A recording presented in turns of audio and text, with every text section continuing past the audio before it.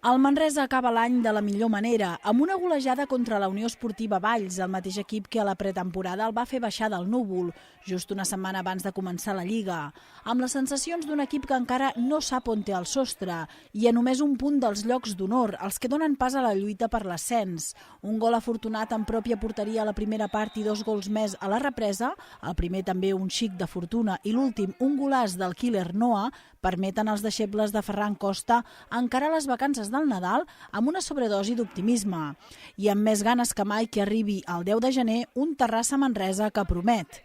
La primera part va ser equilibrada en el joc, amb fases de cert domini per ambdós equips. Abans de l'1-0 el Manresa havia creat perill en un parell d'ocasions. Finalment el mateix Noah es va escapolir per la banda esquerra. Va superar Àlex Ruiz i va fer una passada de la mort, que primer va refusar Marc Guaix i després Sergio Giralte, que introduïa la pilota a la seva pròpia porteria.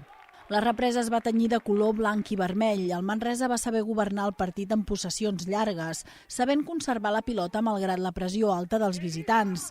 El gol que començaria a posar terra pel mig al marcador arribaria als 62, quan Coelho rebia la pilota al balcó de l'àrea. S'internava, xutava cap al segon pal i Noah, tocant lleugerament amb l'esperó, posava el 2-0 a un electrònic que començava a fer patxoca.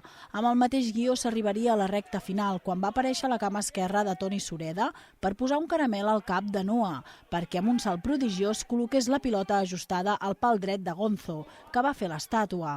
Treballada i merescuda, doncs, la victòria contra el Valls és un nou pas ferm cap a l'objectiu d'aquest equip, que de moment ja suma 3 punts més.